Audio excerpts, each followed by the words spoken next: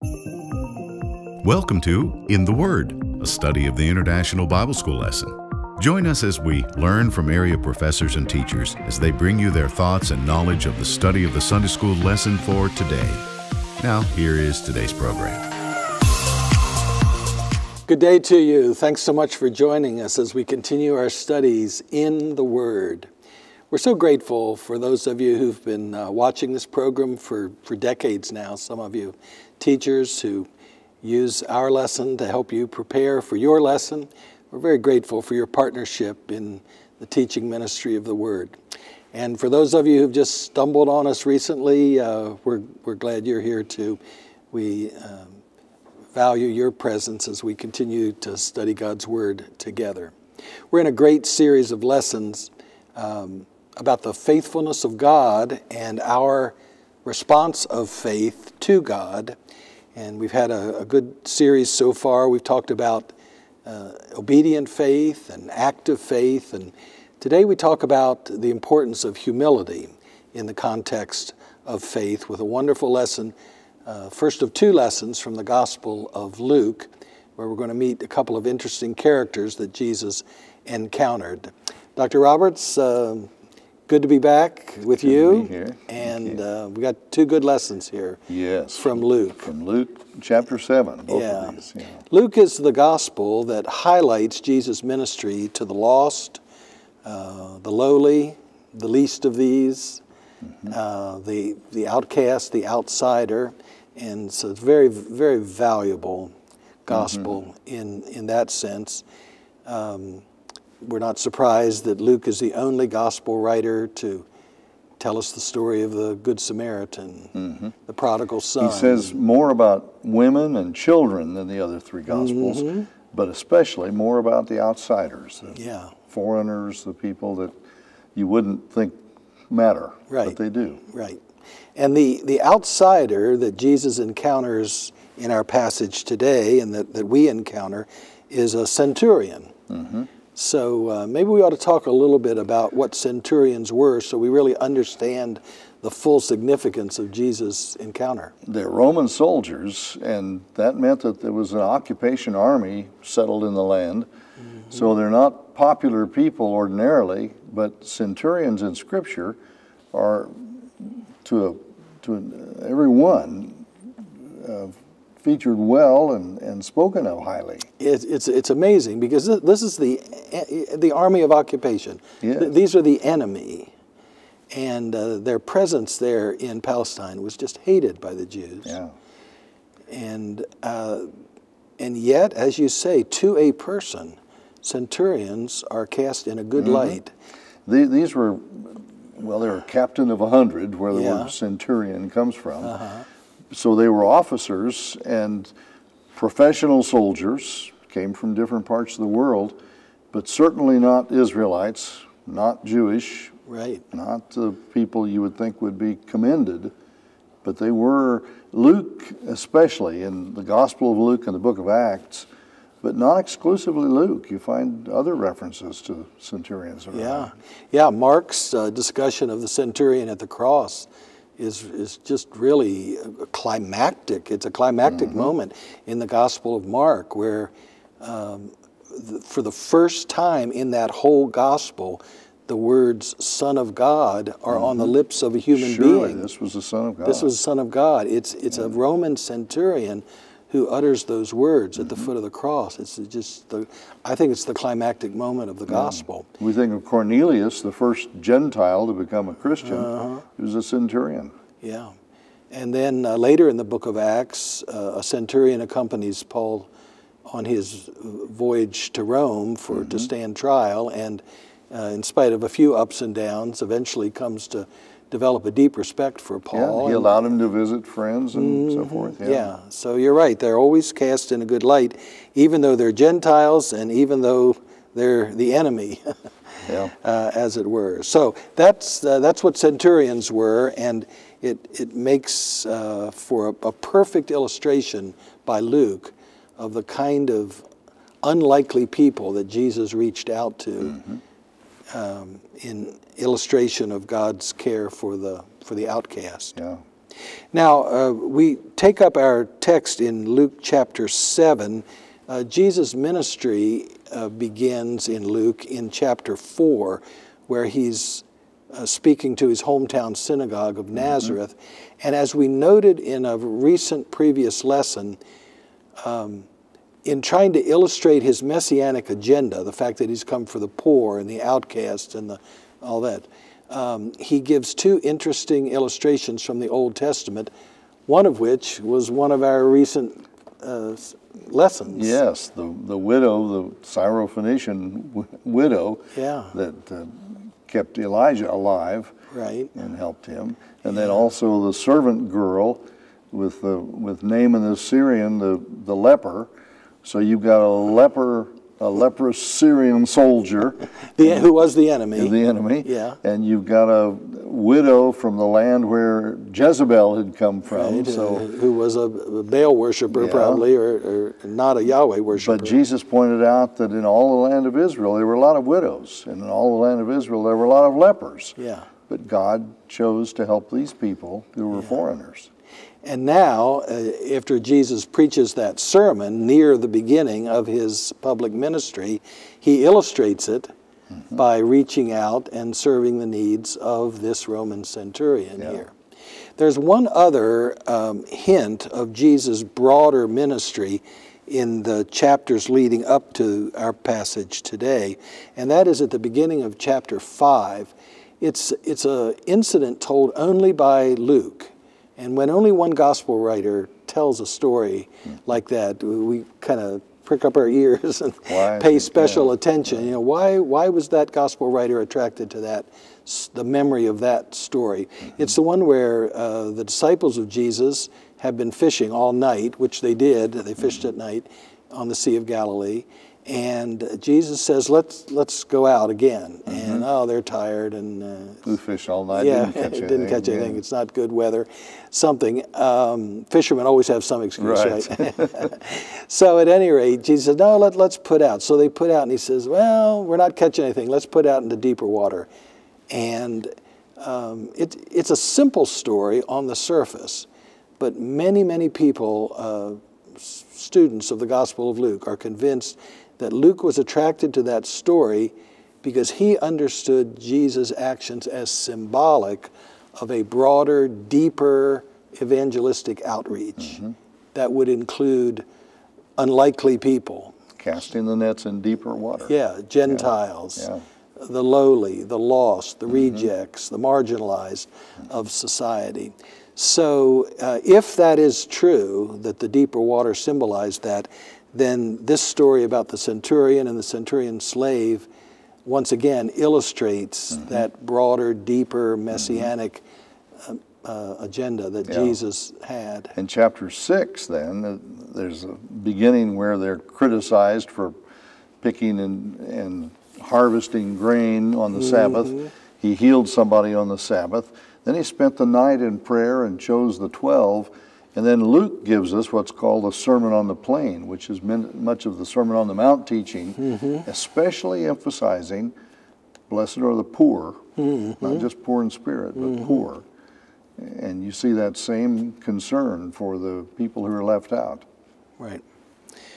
Well, let's, I think we've laid a good background for our story of the centurion here, so why don't you read this passage for us? Luke 7 begins saying, when Jesus had finished saying all this to the people who were listening, he entered Capernaum. There a centurion's servant, whom his master valued highly, was sick and about to die. The centurion heard of Jesus and sent some elders of the Jews to him, asking him to come and heal his servant. When they came to Jesus, they pleaded earnestly with him, this man deserves to have you do this because he loves our nation and has built our synagogue. So Jesus went with them. He was not far from the house when the centurion sent friends to say to him, Lord, don't trouble yourself, for I do not deserve to have you come under my roof. That is why I did not even consider myself worthy to come to you. But say the word, and my servant will be healed. For I myself am a man under authority, with soldiers under me. I tell this one, go, and he goes, and that one, come, and he comes. I say to my servant, do this, and he does it. When Jesus heard this, he was amazed at him. And turning to the crowd following him, he said, I tell you, I have not found such great faith, even in Israel. Then the men who had been sent returned to the house and found the servant well. Well, there are a number of interesting levels on this story.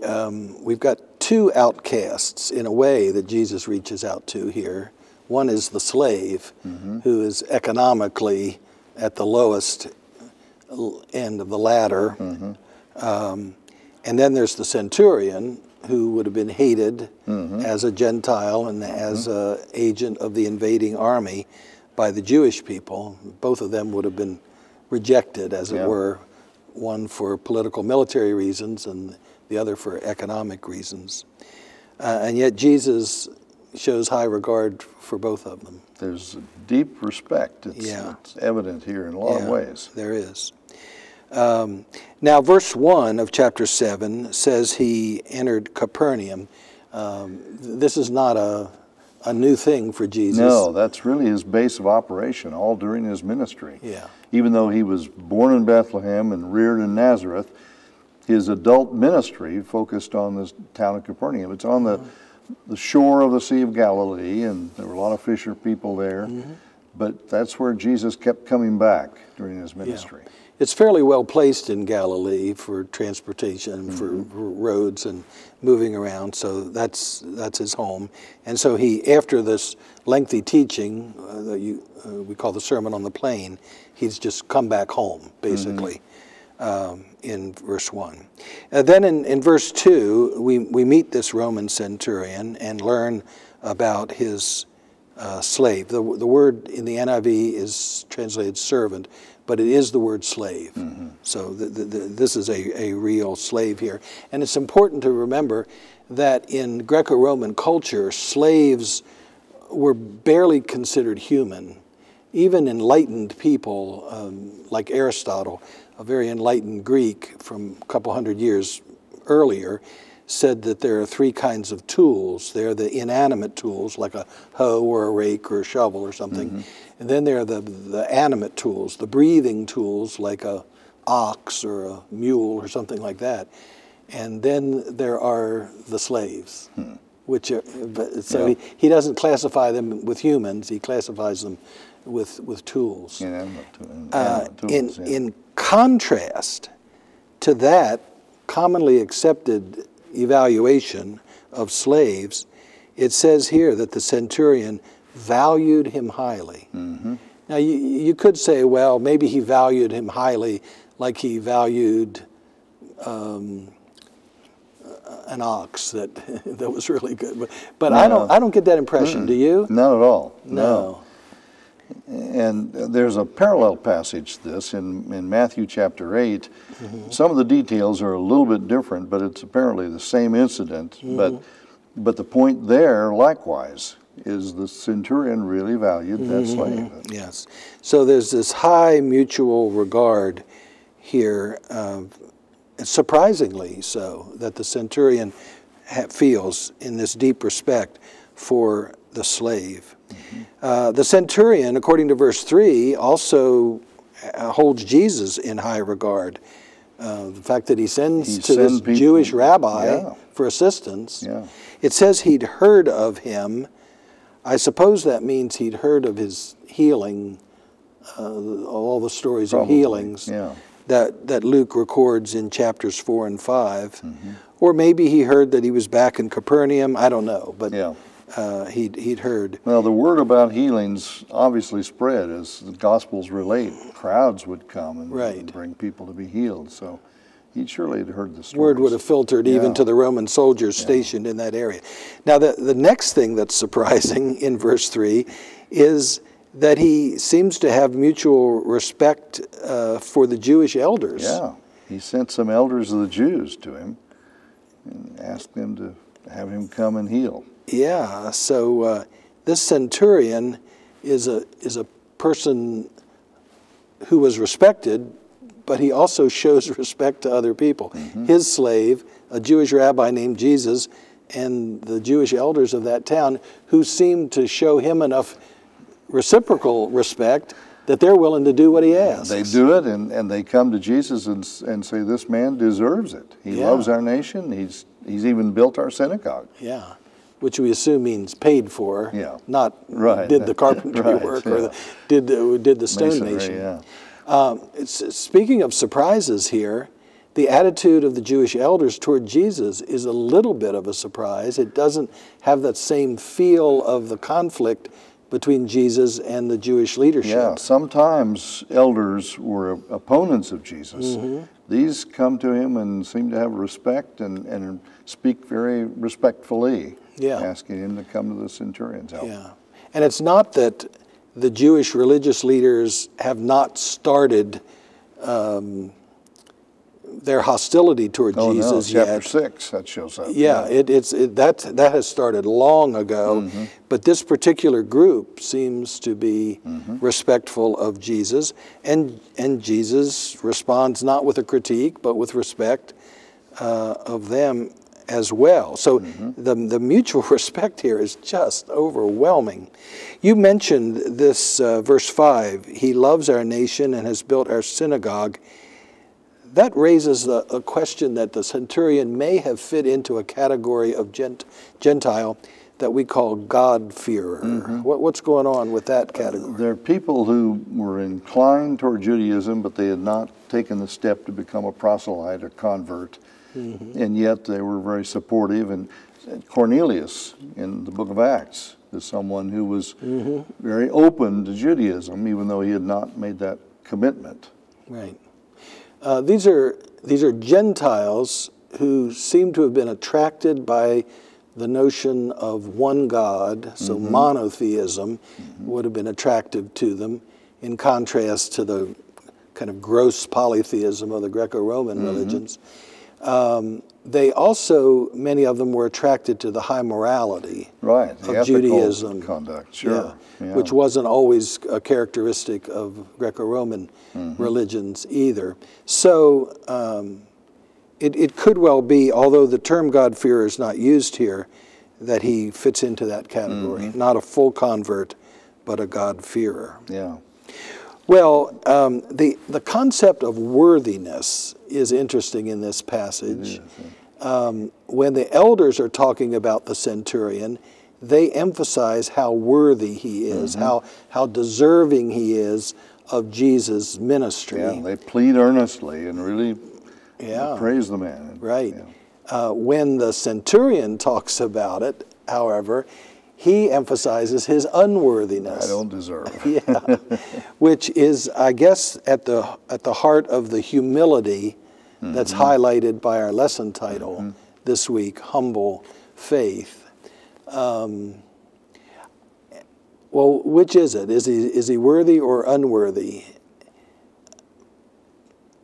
I suppose we would say it's a sign of his virtue that the Jewish religious leaders think he is worthy, but it's a sign of his humility that he thinks he isn't worthy. If there are good things about your life, it's always better to let somebody else say it exactly. than for you to brag about it. Right. And so it's probably a really good testimony that it worked both ways here, that he thought he was unworthy, there's humility, but that they thought he was worthy, there's virtue. Yeah.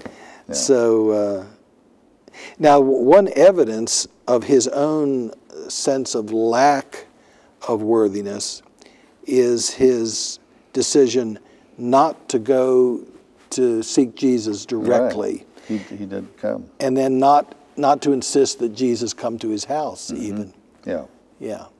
Now Matthew tells the story and says he did come personally, but then says, I don't need you to come to my house. Just say the word. So the same emphasis is made. But that's the thing he's showing here. He sent other people, and then when he gets word that Jesus is on the way, he sends more friends. We don't know if they're Jews or Gentiles. Yeah.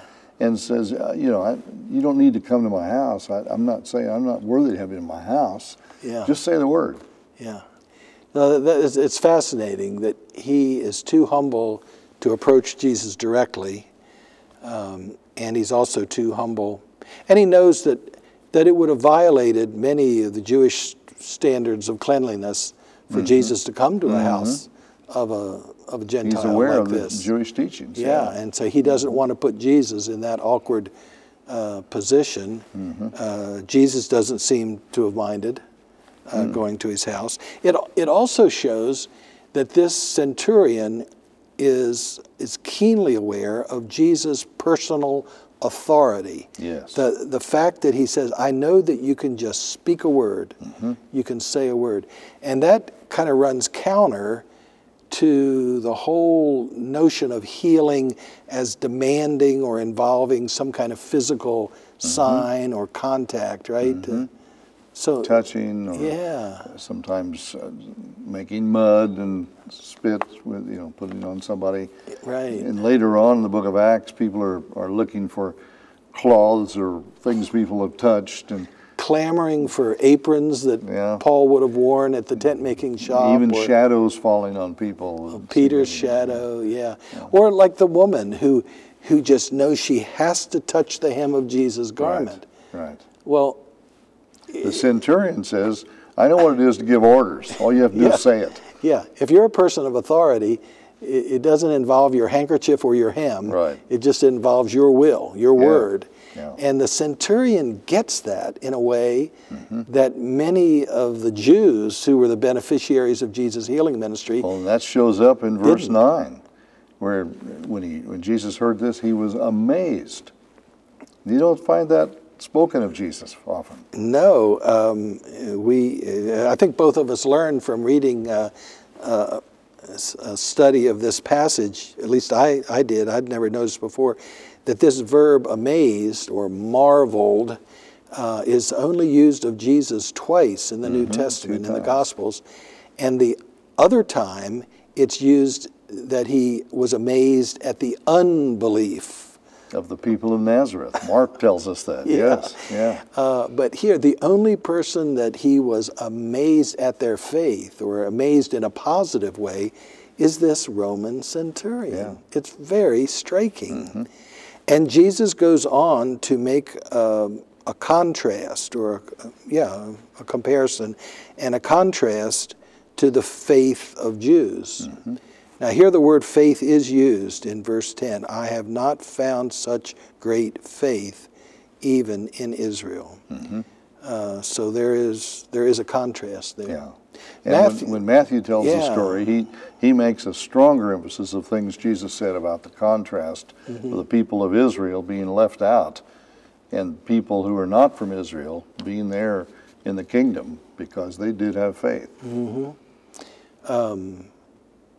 Matthew's account of this incident adds to the teaching then after the more of what Jesus said after the healing. Right.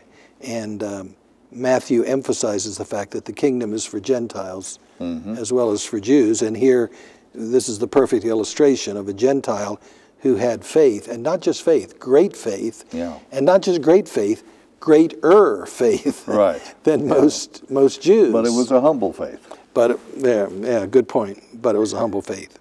We had talked about the respect that the centurion has for his slave, surprising respect that we first noticed back in verse 2, where it says the master valued him highly. That respect comes out, or that warmth comes out again in, verse 7. Where is that verse? Thank you. 7. Thank you. Where, now here Luke isn't describing, he's actually quoting the words of the centurion. And he says, but say the word, we talked about his respect for Jesus' authority, and my servant will be healed. Now, the NIV translates the word servant there both times, but it's a different Greek word. The other times when Luke is just describing the events, he uses the common word for slave, which they translate servant, slave. Here, it's a very warm word used for slaves but it's the word child. And it expresses, it would only be used if a master and slave had developed an especially warm, mutually respectful relationship with each other. Child. But say the word, and my child will be healed, which I think is another good emphasis, illustration of the way in which this centurion feels toward his slave. But it's interesting how, in spite of this man being a foreigner, occupation army, soldier, the person you wouldn't expect to be significant to Jesus, Jesus is willing to go to him and go to his house. And he's willing to heal by long distance, by word. Yeah. But his concern for the people that don't seem to matter, but they do matter to God. Right. Yeah, and so here he's reaching out to an economically lowly person, the slave, and he's reaching out to someone who, in terms of his fellow Jews, they would have hated this centurion, they would have feared this centurion, and yet Jesus seems to feel no hesitation in going. I mean, Jesus is violating a number of important social principles here. Social and cultural. Cultural, yes, by going to his house, by having social contact with him. The one thing that eases it a little bit is the surprisingly positive attitude that the Jewish elders have toward him. Yeah. So they too are exhibiting a kind of surprising respect. Obviously, the theme of faith is very important in this lesson, and we take it as another example of great faith from a surprising source. And the theme of humility is important here as well, where this centurion shows such great deference to Jesus. The thing, though, that I keep coming back to is this amazing interweaving of mutual respect that we see here. In this passage, everybody respects everybody. Yeah. You've got the centurion respecting his slave, and the Jewish people, and the Jewish elders, and Jesus. And then you've got the elders respecting the centurion and Jesus. And you've got Jesus respecting the elders and the centurion and the slave. In our culture, there's so much of attitudes of superiority, and we're number one, and we're better than you, and it's the exact opposite. It is. And it seems like anymore that the best way to build up yourself is to put down others. And this passage just shows the exact contrary to that. It's fascinating. It is. Thanks so much for joining us for our chat over this really surprising and wonderful passage from the Gospel of Luke. We're going to have another lesson next time from Luke and Luke chapter 7. So I really hope you'll join us for that. We'll see you then. This has been In the Word, a study of the International Bible School lesson brought to you as a ministry of First Christian Church in Johnson City, Tennessee. Our thanks to our teachers that led us for this week's lesson. Join us again next week for another lesson from the International Bible School lesson text. This has been a production of First Christian Church.